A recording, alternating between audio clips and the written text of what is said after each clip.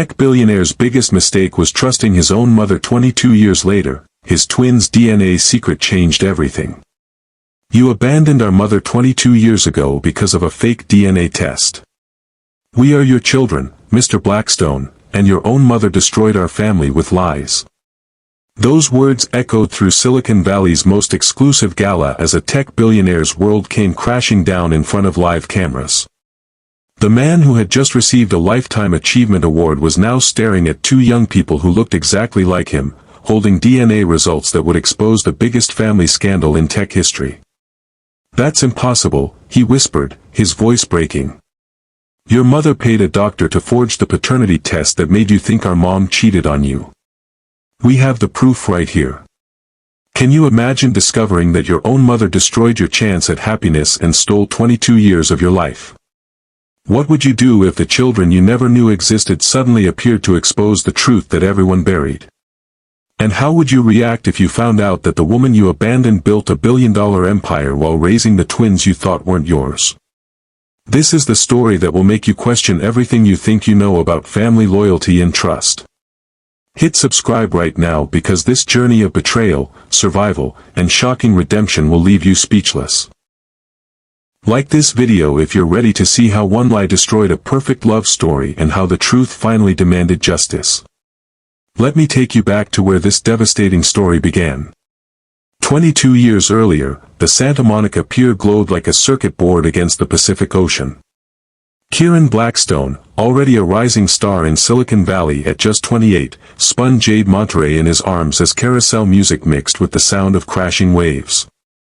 Her laughter was pure joy, the kind that makes you believe in perfect algorithms and flawless code. Have I told you today that you're the most brilliant woman in California? Kieran whispered against her ear, his breath sending shivers down her spine. Only about 17 times, Jade giggled, her emerald eyes sparkling with mischief. But I never get tired of hearing it from the man who just revolutionized cloud computing. Kieran's hands rested gently on her waist as they swayed to the distant carnival music. At 25, Jade was already making waves in the tech world herself, designing user interfaces that made complex software feel intuitive and beautiful. She was the artistic soul to his logical mind, the creative spark that made his cold code come alive with human warmth. Jade, he said softly, his voice suddenly serious. Do you remember our first date when I told you I don't believe in random chance? You said everything meaningful follows a pattern, she replied, studying his face. That love is just two compatible systems finding perfect synchronization. Exactly. Kieran dropped to one knee right there on the weathered wooden pier, pulling out a ring that caught the moonlight like captured starlight. Jade Monterey, you've turned my code into poetry. You've made my algorithms dream. Will you debug my heart forever? Tears blurred Jade's vision as she stared at the most beautiful ring she'd ever seen. The diamond was surrounded by tiny emeralds arranged in a pattern that looked like flowing data streams. I had it custom designed, Kieran explained, his voice trembling with emotion. The pattern represents the first program we wrote together, the one that brought us together at the conference. Yes, Jade whispered, then louder, yes, yes, 1,000 times yes. As Kieran slipped the ring onto her finger, Jade pressed her free hand against the slight curve of her belly, protecting the secret she'd only discovered that morning. Their child was growing inside her, and tomorrow she would share the most beautiful news of their lives. Picture this moment. Two brilliant minds, perfectly matched, planning a future that seemed coded for happiness. But in Silicon Valley, where fortunes are made and destroyed by single lines of code, someone was already programming their destruction. Dr. Vivian Blackstone stood at the floor-to-ceiling windows of her Palo Alto mansion, watching her son's interview on TechCrunch. At 55, she was Silicon Valley royalty, a neurosurgeon turned biotech entrepreneur whose company had revolutionized brain-computer interfaces. She'd built her empire with ruthless intelligence and the unshakable belief that she knew what was best for everyone around her. Another puff piece about the golden couple, she muttered, watching Kieran and Jade demonstrate their latest collaborative project on screen. The interviewer gushed about their partnership, calling them the future of human-centered technology. Vivian's perfectly manicured fingers tightened around her wine glass as she watched Jade's hand rest casually on her son's arm. The gesture was small, intimate, and it filled Vivian with a cold rage that had been building for months. "She's manipulating him," Vivian whispered to her reflection in the darkened window. "He can't see it, but I can. She's using her beauty and that fake innocence to control his brilliant mind." The truth was more complicated and infinitely more ugly. Vivian had spent 28 years being the most important woman in Kieran's life. She'd guided his education, influenced his career choices, and carefully orchestrated his social circle to ensure he met only people who met her exacting standards. Jade Monterey was everything Vivian despised. She was spontaneous where Vivian valued control. She was emotionally open where Vivian prized restraint. Most dangerously, she made Kieran laugh in ways that had nothing to do with achievement or ambition. "She'll ruin him," Vivian continued her monologue, pacing across the marble floor of her study. "He'll get distracted by love and sentiment, lose his competitive edge. All that potential, wasted on some girl who draws pretty pictures for computer screens." But it wasn't just about Kieran's career. Vivian had built her identity around being indispensable to her son, and Jade threatened that in ways she couldn't articulate. When Kieran looked at Jade, his eyes held a warmth they'd never shown his mother. When he spoke about Jade, his voice carried a reverence that made Vivian feel small and unnecessary. The next morning, Jade practically floated into Kieran's home office, where he was already deep in code despite the early hour. Sunlight streamed through the windows of their shared apartment, illuminating the organized chaos of their collaborative workspace. Two desks faced each other, covered with monitors, tablets, and notebooks filled with both programming languages and artistic sketches. "Good morning, my beautiful fiancé," she sang, setting down a cup of coffee beside his keyboard. Kieran looked up with the slightly glazed expression of someone emerging from deep concentration. "Morning already. I was just optimizing the data processing algorithm for the emotional recognition system." "Always working," Jade laughed, settling into her chair across from him. "But I have something that might distract you from your precious code." "Nothing distracts me when I'm in the zone," Kieran replied with a grin. "You know that." Jade pulled out a small wrapped package, her heart racing with nervous excitement. "This might." Kieran frowned curiously as he unwrapped what appeared to be a tiny white onesie with text printed across the front. He read the words aloud, his voice growing quieter with each syllable. "Loading. Please wait 8 months for download completion." The silence that followed was perfect. Kieran's eyes moved from the onesie to Jade's glowing face, then back to the onesie, his brilliant mind processing information that his heart was still struggling to accept. "Are you telling me," he said slowly, "that we're running a new program?" "We're creating life," Jade whispered, tears streaming down her cheeks.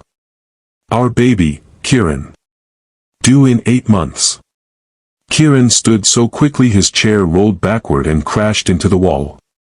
In 2 steps he'd crossed the space between them and pulled Jade into his arms, spinning her around as she laughed and cried simultaneously. "We're having a baby," he repeated, the words still sounding like a foreign language. "An actual human being that's half you and half me." "Technically, the genetic distribution is more complex than that," Jade teased through her tears. "Don't get technical with me right now," Kieran laughed, setting her down gently. "I'm too happy to think scientifically." He dropped to his knees and placed both hands on Jade's still flat stomach. "Hello in there, little one. This is your dad. I know you're just a few cells right now, but I already love you more than all the code I've ever written." Jade ran her fingers through Kieran's dark hair, her heart overflowing with a happiness so pure it felt almost dangerous. "We're going to be good parents, aren't we?" "We're going to be the best parents," Kieran promised, looking up at her with eyes full of wonder. "This baby is going to have everything. Love, opportunity, the best education, all the support we can give. And hopefully your intelligence and my creativity," Jade added. "Definitely your compassion and your laugh," Kieran replied. "And maybe my logical thinking skills, but only the useful parts." They spent the morning making plans, sketching out nursery designs, and researching prenatal care with the same intense focus they brought to their professional projects. Neither of them noticed the black sedan parked across the street, or the private investigator inside taking photographs of their intimate moment. Dr. Vivian Blackstone had begun assembling her arsenal. The following weeks passed in a blur of happiness and planning. Kieran threw himself into baby-proofing their apartment with the same enthusiasm he brought to debugging complex systems. He installed smart locks, baby monitors connected to his phone, and a temperature regulation system that would ensure perfect comfort in the nursery. "You know the baby won't arrive for 7 more months, Jade laughed, watching him calibrate a device that would monitor air quality in real time. "I want everything perfect," Kieran replied, not looking up from his tablet. "Our child deserves the most advanced, safest environment possible." Jade wrapped her arms around him from behind, resting her chin on his shoulder. "Our child deserves parents who remember to eat and sleep occasionally." "Fair point," Kieran admitted, finally setting down his tools. "But I can't help it. I've never created anything this important before." "We've created something beautiful together," Jade corrected gently. "This is just the next version." Meanwhile, Vivian was creating something entirely different in her private laboratory. She sat across from Dr. Marcus Webb, a geneticist whose medical license hung by a thread after several ethics violations. He was exactly the kind of desperate professional she needed for her plan. "I need documentation that will hold up under casual scrutiny," she explained, sliding a manila envelope across the steel table. "Nothing that would survive a real investigation, but something convincing enough for an emotional decision." Dr. Webb opened the envelope and studied the photographs and personal information about Jade. "You want me to create a false paternity report?" "I want you to create doubt," Vivian corrected. "My son is brilliant, but he's naive about human nature. He believes in data more than intuition. This is highly irregular, Dr. Blackstone. If this were discovered..." "It won't be discovered because you're going to use genetic markers that could belong to any number of men. Nothing traceable, nothing specific. Just enough scientific language to make the results look legitimate." Dr. Webb shifted uncomfortably in his chair. "What about the actual father?" "There is no actual father except my son," Vivian replied coldly. "But he doesn't need to know that. He needs to believe that the woman he's obsessing over has been lying to him." "The fee we discussed." Vivian slid a second envelope across the table, this one thick with cash. "Half now, half when you deliver the report. And Dr. Webb, discretion is absolutely critical. My son's future depends on this intervention." "I understand completely, Dr. Blackstone." No, Dr. Webb didn't understand at all. He saw a financial transaction. Vivian was orchestrating the surgical removal of her son's happiness, performed with the same precision she'd once used to operate on human brains. She told herself it was for his own good, that love was a weakness that would destroy his potential. But in the deepest, darkest corner of her heart, she knew the truth. She was destroying her son's family because she couldn't bear to share his love with anyone else. 3 weeks later, Jade was glowing with the special radiance that comes with early pregnancy. She'd started showing just slightly, enough that Kieran would place his hand on her belly every morning and evening, talking to their unborn child about everything from quantum physics to his favorite movies. "Today we learned that you're about the size of a blueberry," he announced during his morning check-in with the baby. "Which means you're growing perfectly according to all the development timelines I've researched." "You've been researching pregnancy timelines?" Jade asked, amused. "I've created a comprehensive database tracking every stage of fetal development, correlated with nutrition requirements, optimal exercise routines, and environmental factors that support healthy growth." Jade shook her head in wonder. "Our child is going to have the most scientifically planned prenatal experience in history." "Obviously," Kieran replied with mock seriousness. "I don't leave anything to chance."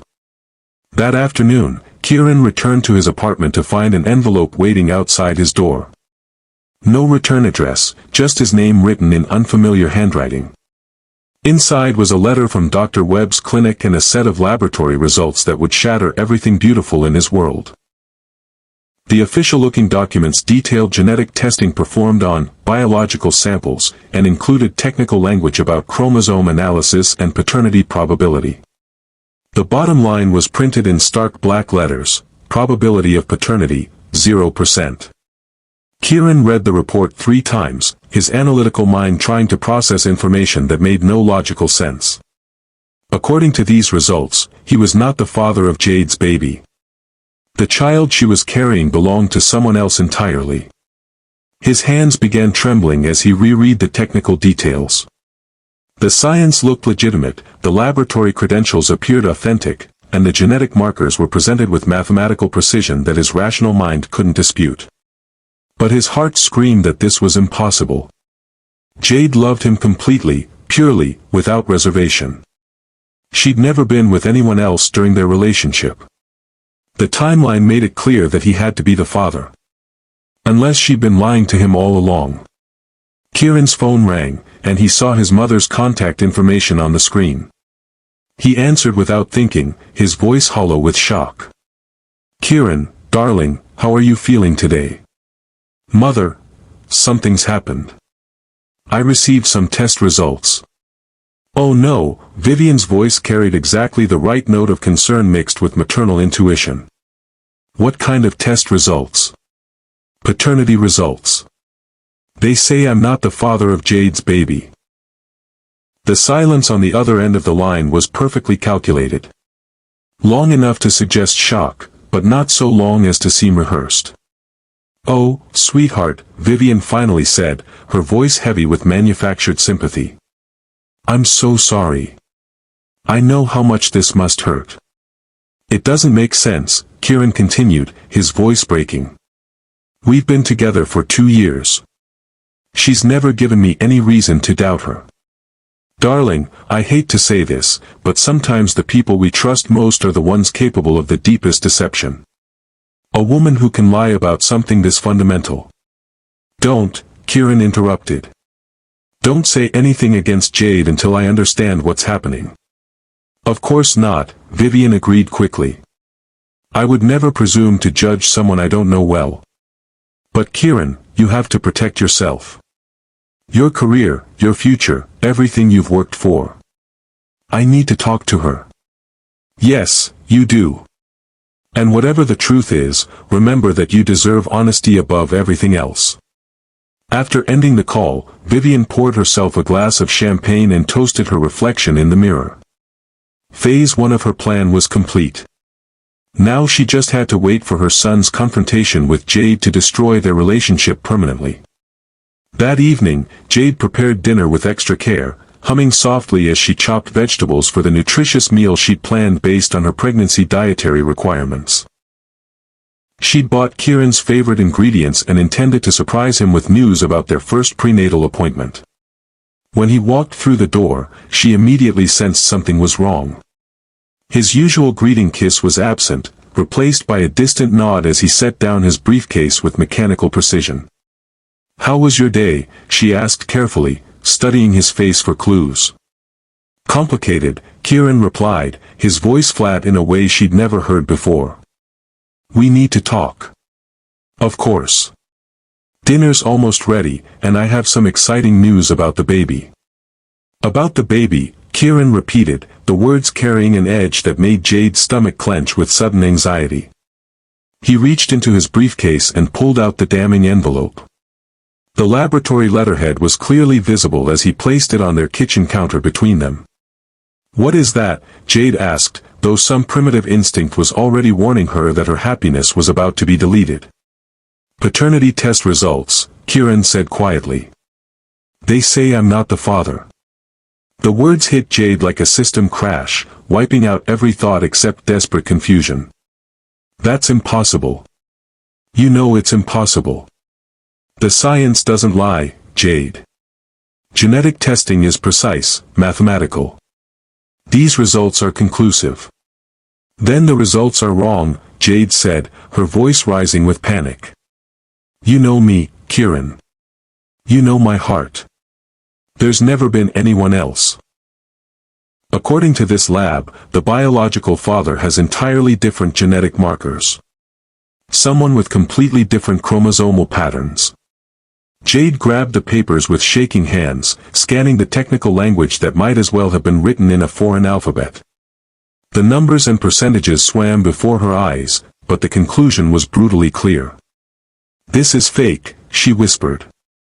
"Someone did this to hurt us." "Who would do that?" Kieran demanded.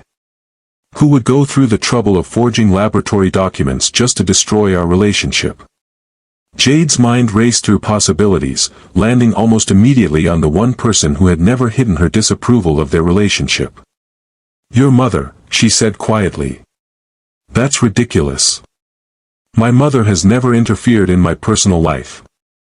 "Your mother has controlled every aspect of your life since birth," Jade shot back, her panic converting to desperate anger. "She's never approved of me, never thought I was good enough for her precious son." "Don't deflect this onto my family," Kieran replied coldly. "This is about you and me and the child you're carrying that apparently isn't mine." "The child I'm carrying is yours," Jade insisted, tears streaming down her cheeks. "You felt the baby kick yesterday. You talk to our child every morning. You know this baby is ours." "I know what I believed," Kieran said, his voice growing more distant with each word. "But belief isn't data, Jade. Evidence doesn't lie. People lie," Jade pleaded. "Documents can be forged. Lab results can be manipulated. But you know my heart, and you know I've never been with anyone else." Kieran stared at her for a long moment, his analytical mind warring with his emotional intuition. But Vivian's poison was already working, making him doubt everything he thought he knew about the woman he loved. "I need some time to think," he said finally. "Time to think," Jade repeated incredulously. "About whether you believe laboratory paperwork over 2 years of love and commitment. About what this means for our future. Our future was never in question until someone decided to plant false evidence between us." Kieran picked up his keys from the counter. "I'm going to stay at a hotel tonight. We'll talk tomorrow when I can think clearly." "Kieran, please," Jade begged, reaching for his arm. "Don't let someone else's lies destroy what we've built together." But he was already walking away, leaving Jade alone in the apartment they'd shared, surrounded by baby books and nursery plans, holding the fake laboratory results that had just rewritten their entire love story. That night, Jade sat on their bedroom floor, clutching her growing belly and whispering promises to the child inside. "I don't know what's happening to us, little one," she said through her tears. "But I will never let anyone convince you that you're not wanted or loved. Your daddy is just confused right now. Someone is trying to hurt our family, but we're going to be strong together." The next morning brought no reconciliation, only an envelope of legal documents and a note in Kieran's precise handwriting. "I need space to process this situation. Please don't contact me until I've figured out how to move forward." Jade read the note 17 times, searching for any trace of the man who'd proposed to her on Santa Monica Pier just months earlier. But that man seemed to have been deleted from existence, replaced by a stranger who trusted data over love. 3 weeks later, Jade received divorce papers. She signed them with a broken heart and a fierce determination to prove that love could survive even when it was abandoned. She packed her belongings, left the engagement ring on Kieran's desk, and disappeared from his life with the same quiet dignity she'd brought to their relationship. But she took their unborn child with her, and the promise that someday, somehow, the truth would find its way back to the man she'd never stopped loving. As Jade's taxi pulled away from the apartment building where they'd planned to raise their family, she placed her hand on her belly and made a vow that would sustain her through the hardest years of her life. "We're going to build something beautiful together," she whispered to her unborn twins. "And when the time is right, the truth will find your father whether he's ready for it or not." Hit subscribe right now if this story is breaking your heart, because it's about to get even more emotional as we follow Jade's incredible journey from betrayal to building a tech empire while raising the children Kieran never knew existed. Venice Beach became Jade's sanctuary of survival and her school of resilience. She found a tiny studio apartment above a vintage bookstore, where the smell of old paper mixed with ocean salt air. The rent was cheap because the walls were thin, the plumbing was temperamental, and the heating system coughed more than it worked. But it was hers, and it was safe. The first few months tested every ounce of strength she possessed. Her savings evaporated quickly as morning sickness made freelance work nearly impossible. She survived on crackers and determination, coding simple websites for local businesses while fighting waves of nausea that seemed to sink with her heartbreak. "We're going to make it," she whispered to her growing belly during the worst moments.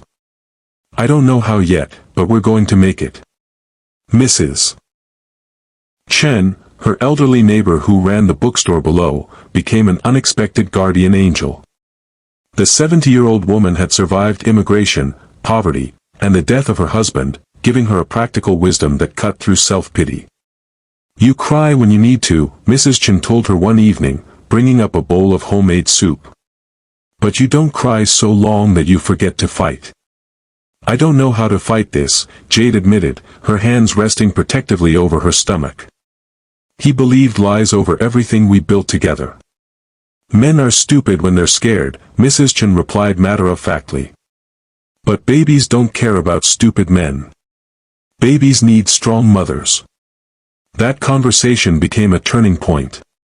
Jade realized she could either waste energy trying to convince Kieran of the truth, or she could invest that energy in building a future for her children.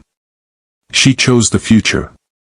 Working on her laptop at a cramped desk by the window, Jade began developing something that would change everything. She called it Creative Sync, an app designed to help freelance artists and designers manage their entire careers from a single platform. Client communications, project timelines, invoice generation, portfolio display, contract management, everything creative professionals needed but couldn't find in existing software. The irony wasn't lost on her.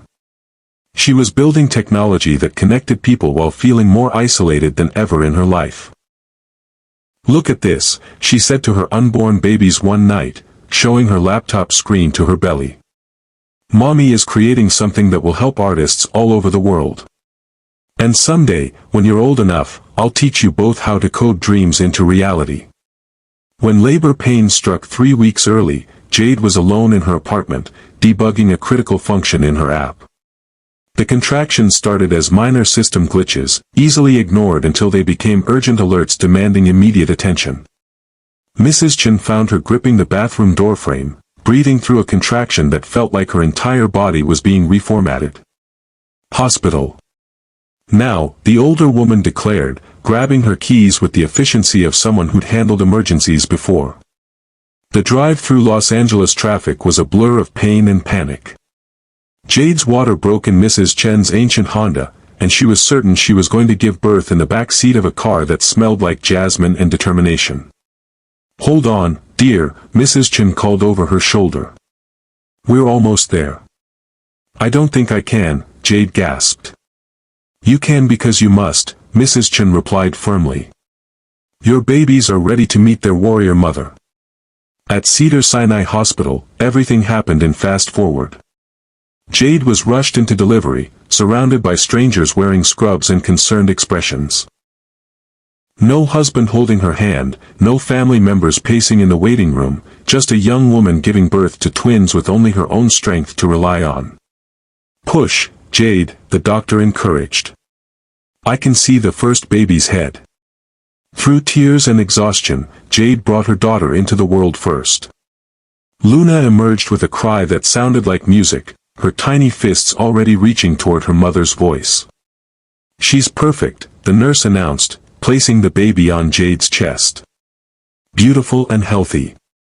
3 minutes later, Phoenix followed his sister, quieter but equally determined. He opened his eyes immediately, as if he wanted to start analyzing his new environment from the moment of arrival.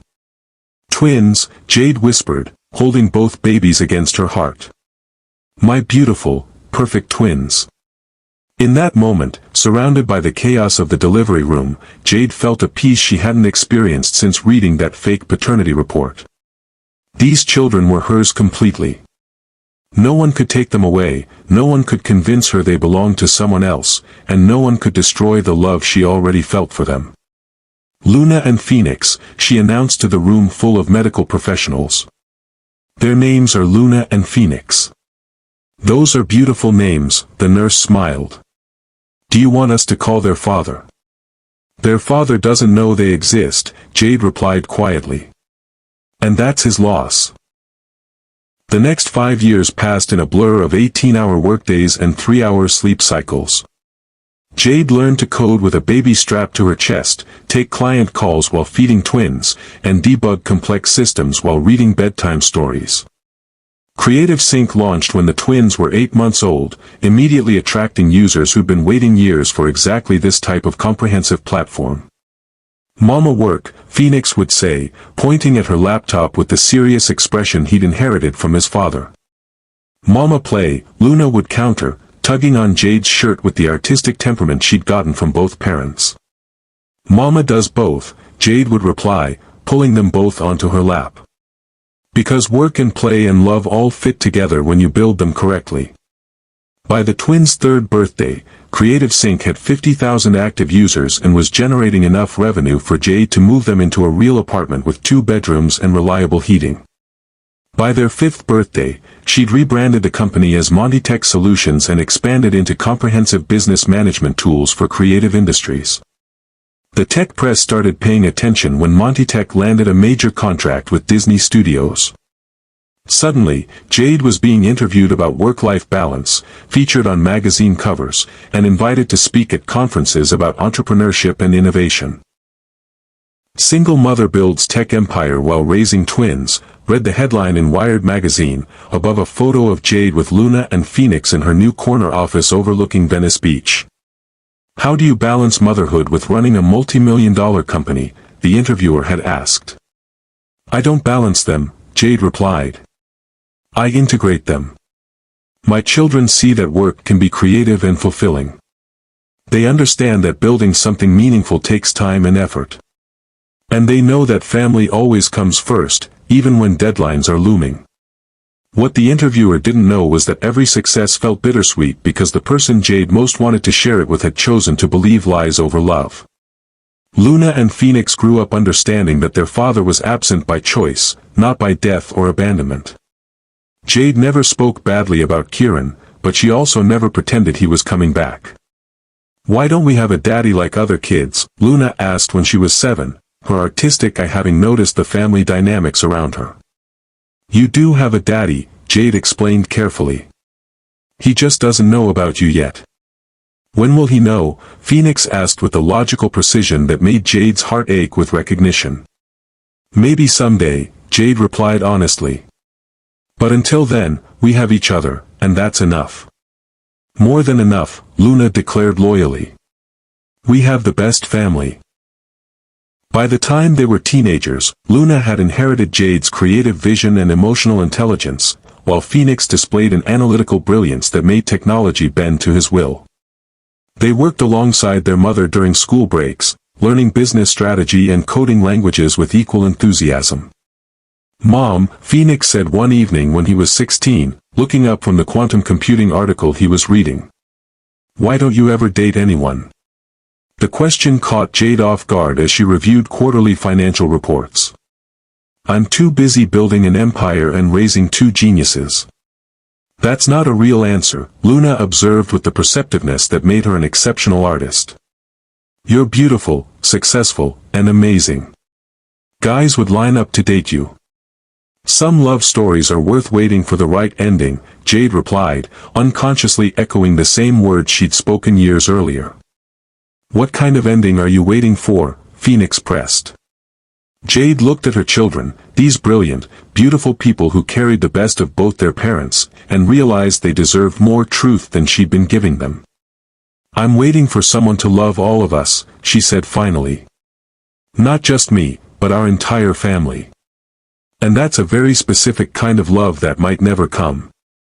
What she didn't say was that her heart had been so completely programmed for one person that no one else could access its operating system. 20 years after their last conversation, Kieran Blackstone still held admin privileges to her emotions. The discovery that would change everything happened by pure accident. Luna, now 21 and working as Monteteca's head of creative design, was organizing the company's digital archives when she encountered a corrupted folder labeled personal_archive_2001. Phoenix, she called across their shared workspace. Can you help me recover some old files? The data looks damaged, but there might be something important in here. Phoenix looked up from the AI algorithm he was debugging. What kind of files? I don't know yet. It's from when Mom started the company, but the folder structure is weird. Like someone tried to delete everything but didn't finish the process. For the next 6 hours, the twins worked together to reconstruct the damaged data. Slowly, piece by piece, they rebuilt fragments of their mother's past that she tried to bury but never completely erased. The first recovered file was a photo that made both twins stop breathing. Their mother, young and radiant, standing next to a man whose eyes were identical to Phoenix's and whose smile mirrored Luna's exactly. "That's our father," Luna whispered, though she'd never seen his face before. "That's impossible," Phoenix replied, but his voice carried no conviction. The resemblance was undeniable, written in their genetic code and reflected back at them from the computer screen. They found more photos, email exchanges filled with poetry about code and devotion, and business documents showing collaborative projects between Jade Monterey and someone named Kieran Blackstone. "Blackstone Industries," Phoenix said suddenly. "That's the company that tried to acquire us last year." "And the year before that," Luna added, her artistic mind making connections her brother's logical analysis was missing. "Mom always seemed strange when they called. Like she recognized something we didn't." The final recovered file was a medical document that changed everything. A genetic analysis report with clear evidence of data manipulation, showing how original test results had been altered to produce false conclusions. "Someone forged a paternity test," Phoenix said, his voice tight with controlled anger. "Someone convinced our father that we weren't his children. Look at the signature on the authorization," Luna pointed to the bottom of the document. "Dr. Vivian Blackstone." They stared at each other as the full magnitude of the deception became clear. Not only did they have a father who didn't know they existed, but that father was one of the most powerful men in Silicon Valley. And his own mother had orchestrated the lie that separated their family. "We have to tell Mom," Luna said. "We have to tell him," Phoenix replied. That night, they confronted Jade with the evidence they discovered. She sat in her home office, staring at the photos and documents spread across her desk, tears streaming down her face as 20 years of buried pain resurfaced. "I tried to delete everything," she admitted.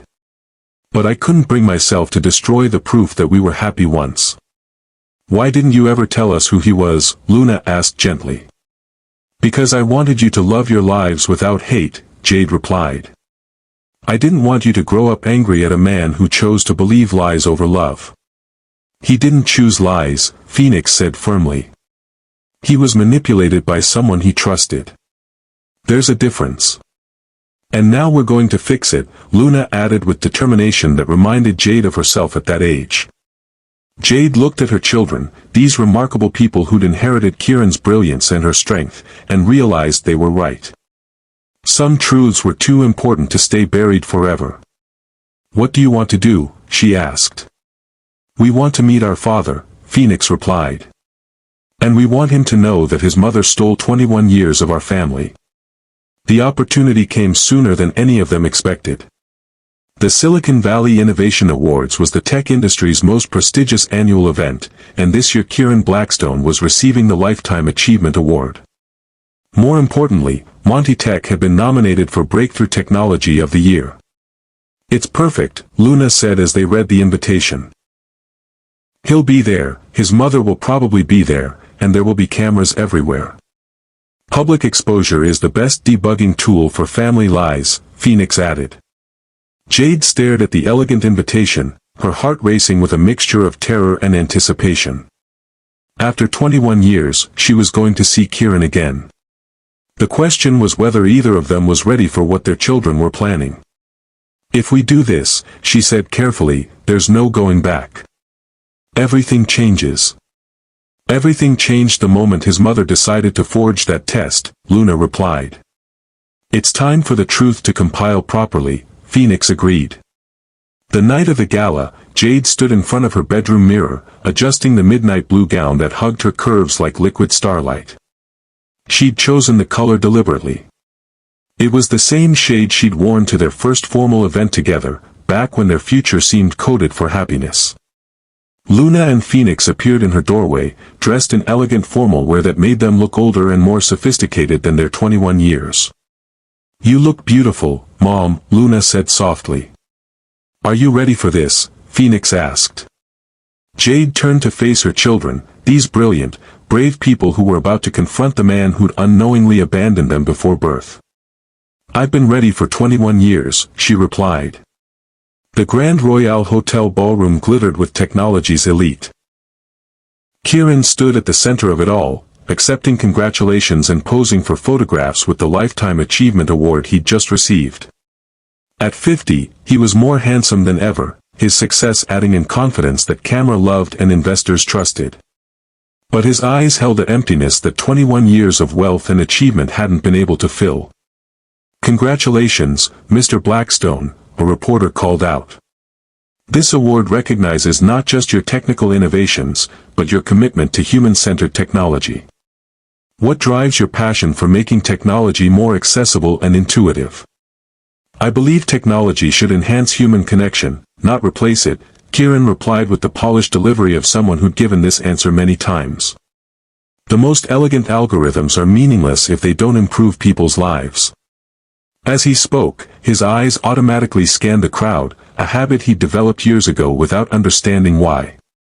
He was always searching faces, looking for something he couldn't name. Then he saw her. Jade moved through the ballroom like a goddess reclaiming her throne, the midnight blue gown flowing around her like liquid confidence. She was more magnificent than memory had preserved, success and motherhood having transformed her beauty into something that commanded attention from across the room. Kieran's breath caught. The champagne flute in his hand trembled as recognition and regret flooded his system like a virus, crashing every defense mechanism he'd spent 2 decades building. Ladies and gentlemen, the event coordinator's voice carried across the ballroom. Please welcome our next speaker, Jade Monterey, CEO and founder of Montytech Solutions. The applause was thunderous, but Kieran heard it as if from underwater. He watched Jade take the stage with elegant composure, her presence commanding the attention of everyone in the room. Technology is often seen as cold, calculating, and purely logical, she began, her voice carrying the same warmth that had once made his code feel like poetry. But the most powerful innovations come from understanding human emotion, from recognizing that behind every algorithm is a person hoping for connection, creativity, and purpose. She spoke for 10 minutes about building technology with heart, about the importance of intuitive design and emotional intelligence in artificial intelligence. Every word felt like a message written in a language only Kieran understood. When she finished, the standing ovation lasted nearly 2 minutes. Kieran found himself clapping automatically, his eyes never leaving her face as she gracefully accepted the recognition she deserved. But the evening's programming was just beginning. As the applause died down and Jade prepared to leave the stage, a young man approached the microphone.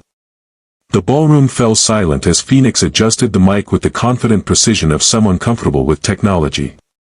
Before this celebration concludes, he said, his voice carrying clearly through the sound system, I'd like to share a story about data integrity and the importance of verified sources. Kieran frowned, something familiar in the young man's features triggering a recognition protocol his brain couldn't quite execute. The bone structure, the way he held his shoulders, even the precise way he spoke, all felt hauntingly familiar.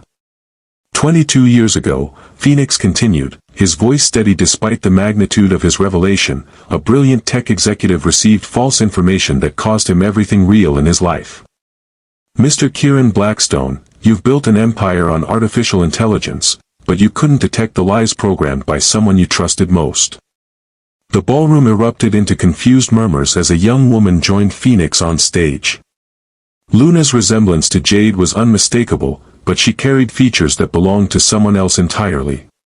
The paternity test that convinced you to abandon our mother, Luna said, her voice carrying the same melodic quality as Jade's but with an edge of righteous anger, was as fake as the love your own mother pretended to have for your happiness. Kieran's champagne glass slipped from his fingers, shattering on the marble floor. His world executed a complete system restart as he stared at the two young people on stage who carried his features, Jade's grace, and 21 years of justified anger. "No," he whispered, the word barely audible over the shocked gasps from the crowd. "That's not possible." Phoenix pulled out a folder, his movements precise and controlled. "Genetic analysis conducted last week confirms 99.97% probability that you are our biological father. Unlike the falsified report Dr. Vivian Blackstone commissioned 22 years ago." Cameras flashed like lightning as reporters sensed the story of the decade unfolding before their eyes. Kieran's legs threatened to give out as he stared at his children, the family he'd abandoned based on manufactured evidence. Across the room, Dr. Vivian Blackstone went ghostly white as her decades-old deception finally compiled into public revelation. At 77, she thought her secrets would die with her. Instead, they were being debugged in the cruelest possible venue. "You see," Luna continued, her voice growing stronger with each word, "your mother paid Dr. Marcus Webb $50,000 to forge genetic test results. We have bank records, email correspondence, and sworn testimony from Dr. Webb himself. She stole 22 years from all of us," Phoenix added. 22 years of birthdays, bedtime stories, science fair projects, and family dinners. 22 years of love that we'll never get back. The silence that followed was absolute. 500 of Silicon Valley's most powerful people watched in stunned silence as one of their heroes was confronted by the children he'd never known existed. Kieran approached the stage like a man walking through a nightmare that was somehow simultaneously his greatest dream. "You're real," he whispered, reaching out with trembling hands before pulling back, uncertain of his right to touch them. "You're mine." "We've been real our entire lives," Luna replied softly, tears streaming down her cheeks. "You just weren't programmed to see us." "We're your children, Mr. Blackstone," Phoenix said formally, though his voice cracked with emotion. "Luna and Phoenix Monterey. We're computer scientists, artists, and entrepreneurs. We've spent our entire lives wondering why our father chose to believe a lie over loving our mother." The ballroom watched in stunned silence as one of tech's most powerful figures broke down completely. Kieran dropped to his knees before his children, 22 years of suppressed grief finally executing. "I'm sorry," he sobbed, his carefully constructed public persona crashing like corrupted code. "I'm so sorry. I loved her, I loved you, and I let fear overwrite everything good in my programming." Jade rose from her table, moving with elegant purpose toward the stage. The crowd parted like a sea of silk and speculation, all eyes tracking her approach to the family reunion she'd never allowed herself to dream about. When she reached them, Kieran looked up from where he knelt, his face ravaged by regret and recognition. "Jade," he breathed, her name carrying 22 years of longing and loss. "Oh God, Jade, what have I done?" She looked down at him, this brilliant, broken man who had once held her heart like sacred code. Her voice, when she spoke, carried the strength of a woman who had rebuilt herself from deleted files. "You chose data over love, Kieran. But our children chose courage over comfort. That's the difference between artificial and authentic intelligence." Like this video right now if this revelation is giving you chills, because this family's story is about to teach us the most important lessons about trust, forgiveness, and the unbreakable bonds that connect us all. The aftermath was immediate and overwhelming. Security tried to restore order as reporters pushed forward with cameras and microphones. Social media exploded with hashtags like Tech Scandal and Family Truth trending worldwide within minutes. But in the center of the chaos, 4 people stood frozen in a moment that would reshape all their futures. Kieran slowly rose to his feet, his eyes moving between his children and the woman he'd never stopped loving. 22 years, he said, his voice hollow with regret. "I missed 22 years. You missed first words, first steps, first days of school, Luna said, her anger mixing with compassion. You missed teaching us to code, helping with science projects, and walking us to school. But you also missed us missing you, Phoenix added quietly. Because Mom made sure we knew we were loved completely, even if we didn't understand why you weren't there. Jade watched this first conversation between Kieran and their children, her heart breaking and healing simultaneously. We should continue this somewhere private, she said gently. Yes, Kieran agreed immediately. Please. I have so many questions, so much to understand. As they prepared to leave, Dr. Vivian Blackstone appeared, her face mask of practiced innocence. Kieran, darling, surely you don't believe these accusations. Mother, Kieran said, his voice carrying a coldness she'd never heard before. Did you forge that paternity test? I was protecting you from a woman who would have destroyed your potential. You destroyed my family, Kieran replied, each word precisely delivered. You stole my children from me and convinced me that the woman I loved was a liar. She would have held you back. Phoenix stepped forward, his resemblance to both his parents undeniable. Actually, she built a multi-million-dollar company while raising the children you convinced our father to abandon. I'd say she exceeded his potential. And now, Luna added with quiet dignity, she's raised children who are strong enough to forgive you, even though you don't deserve it. Dr. Vivian Blackstone looked at the family she tried to destroy, seeing her life's work crumbling before her eyes. I thought I was saving you, she whispered. You saved no one, Jade replied with calm finality. You only revealed who you really are. That night, in a quiet hotel suite away from the media circus, Kieran sat with his children and tried to download 22 years of their lives in a single conversation. Tell me everything, he pleaded. Your first words, first steps, every milestone I missed. I want to compile it all. Luna smiled through her tears. First words were, Mama, for both of us. Mom was working on a client project and didn't hear me until I pulled on her sleeve and said it again. First steps happened the same day, Phoenix added. We held hands and walked toward Mom together. She cried so hard she forgot to record it. Each detail felt like beautiful malware, rewriting Kieran's understanding of everything he'd lost. These weren't abstract concepts or data points, they were his children, raised with love and strength by the woman whose heart he'd formatted without proper backup. Your mother did an extraordinary job, he said, looking at Jade with an expression that mixed gratitude and regret. You raised incredible human beings. They raised me too, Jade replied softly. They taught me that love multiplies when you share it, that strength grows when it's tested, and that truth always finds a way to compile properly. Can you ever forgive me? Kieran asked. Luna and Phoenix exchanged the look that only twins share before Luna answered. We already have, Dad. We forgave you before we ever met you, because holding anger would have poisoned the love we wanted to feel. But forgiveness and trust are different operating systems, Phoenix added with a wisdom beyond his years. Forgiveness is automatic. Trust requires time and consistent proof of concept. Over the following months, Kieran began the slow process of earning his way into his children's lives. He attended Luna's art exhibitions, collaborated with Phoenix on AI research projects, and gradually proved that his love wasn't conditional on convenience or comfort. The media attention eventually faded, but the family bonds grew stronger with each careful interaction.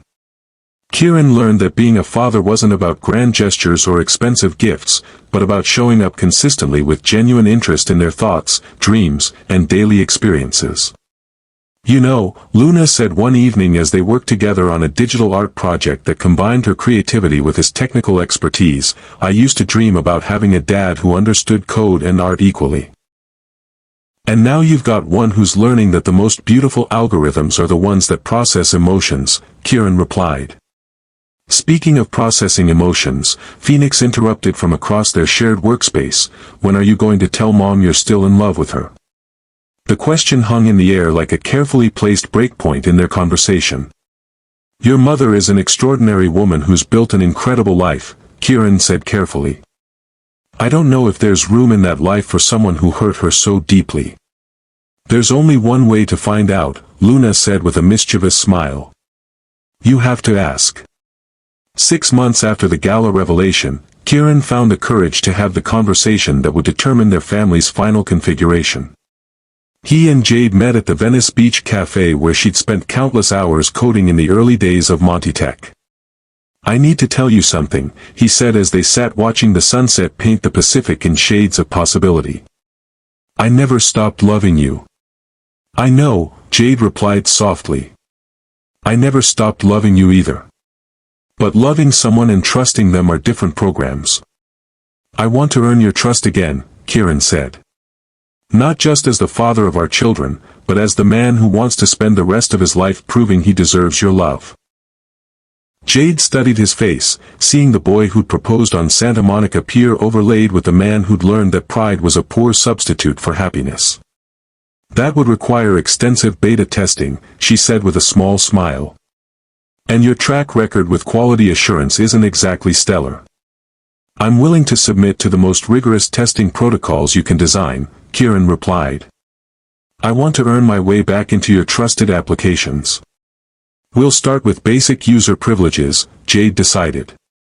But Kieran, one corrupted process and you're permanently deleted from my system. Understood completely. The rebuilding process took 2 years of careful programming. Kieran had to learn that love wasn't just about grand romantic gestures, but about daily acts of service, consistent emotional support, and the patience to let healing happen at its own pace. He proved himself through midnight conversations when Jade couldn't sleep, business advice during Monty Tech's expansion, and quiet presence during family dinners that gradually felt less careful and more natural. The moment when Jade finally upgraded his access permissions happened on Christmas morning, as they watched Luna and Phoenix open gifts while debating whether artificial intelligence could ever truly understand human creativity. I have something for you, Kieran said quietly to Jade as their children explored their new technology. You've already given us enough, she replied. Not things, he said gently, handing her a small wrapped box. This. Inside was the engagement ring she'd left on his counter 22 years ago, now surrounded by 2 smaller stones. Luna and Phoenix's birthstones, he explained. I had it redesigned to represent all of us, the love we started with and the family that grew from it even when we were apart. Jade's eyes filled as she traced the ring's new configuration. It's beautiful. But Kieran. I'm not asking you to wear it, he said quickly. I'm asking you to keep it as proof that some code, once properly debugged, can run infinitely. She looked up at him, this man who had broken her heart and then spent years proving he deserved a chance to protect it. The testing phase has been successful, she said softly. I think I'm ready to upgrade your access privileges to full administrative rights. To my heart, my future, and our family's happiness. The kiss that followed was 22 years in the making, soft and sweet and coated with promises they were finally ready to execute. Finally, Luna called from across the room where she and Phoenix were comparing their new devices. The romantic subplot was taking forever to resolve. Now we can get started on version 2.0 of this family, Phoenix added with a grin. As they laughed together, Jade and Kieran still holding each other while their children rolled their eyes at their parents' emotional debugging process, the morning sunlight streaming through the windows seemed to encode everything in gold. I love you, Kieran whispered against Jade's ear. All of you. Forever this time. Forever this time, she agreed, her heart finally executing the love protocol she'd never quite managed to delete. Outside, Venice Beach sparkled in the morning light, while inside, a family that had been fragmented by lies finally ran as intended. On love, truth, and the unbreakable code of hearts that choose each other again and again, no matter how many system crashes they survive. What can we learn from this incredible story of deception, resilience, and redemption? First, that manipulation and lies always eventually corrupt themselves. Dr. Vivian Blackstone's jealousy led her to destroy the very relationship she claimed to protect, and ultimately cost her the son she tried to control.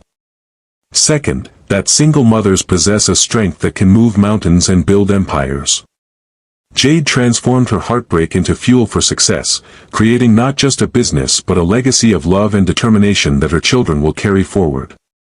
Third, that children have an incredible capacity for forgiveness when they're raised with love instead of bitterness.